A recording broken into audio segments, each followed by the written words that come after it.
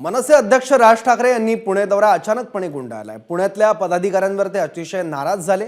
दौरा सोडून राज ठाकरे थेट मुंबईला रवाना झाले आहेत। असं काय झालं पुण्यात ज्यामुळे राज ठाकरेंना संताप अनावर झालाय, पाहूयात। मनसे पदाधिकारी बैठकीला लेट। राज ठाकरे पुणे सोडून मुंबईकडे थेट।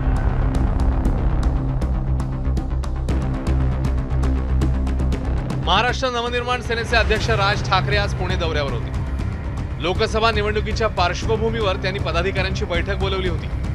पुणे शहर कार्यालयात आयोजित केलेल्या बैठकीला राज ठाकरे पोहोचले खरे, पण कार्यकर्ते आणि पदाधिकाऱ्यांचाच पत्ता नव्हता।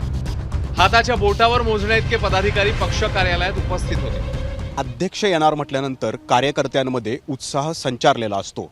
त्यातल्या त्यात राज ठाकरे येणार म्हटल्यानंतर मनसैनिकांना काय करू आणि काय नको असंच काहीसं होतं।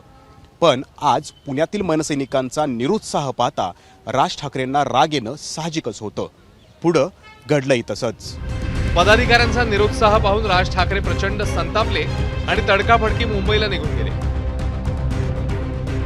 राज ठाकरेंनी संध्याकाळी 7 वाजेपर्यंत बैठकीचं आयोजन केलेलं, पण अखेरी बैठकच झाली नाही। राज ठाकरे संतापून मुंबईला निघून गेले। मात्र मनसे पदाधिकाऱ्यांनी यात तथ्य नसल्याचं म्हटलंय। राज ठाकरेंना एक फोन आल्यानं अचानक जावं लागलं असा दावा पुणे मनसेने केलाय। पुणे मनसेत सगळं काही आलबेल नसल्याचं चित्र आहे। पुणे लोकसभेसाठी साईनाथ बाबर यांच्या नावाची चर्चा आहे। त्यामुळंच वसंत मोरे नाराज आहेत। म्हणूनच काही दिवसांपूर्वी वसंत मोरेंनी शरद पवारांचीही भेट घेतली होती। आगामी लोकसभा निवडणुकीच्या अनुषंगाने पुण्यातल्या मनसेची आजची बैठक महत्त्वाची होती। राज ठाकरेंना पदाधिकाऱ्यांमध्ये फेरबदल करून नवी टीम मैदानात उतरवायची होती, पण मनसैनिकांमधला निरुत्साह पाहून राज ठाकरेही नाराज झाले। पुणे मनसेवर आता खरंच आत्मचिंतन करण्याचीच वेळ आली। नाझीम मुल्ला, एबीपी माझा, पुणे। एबीपी माझा, उघडा डोळे बघा नीट।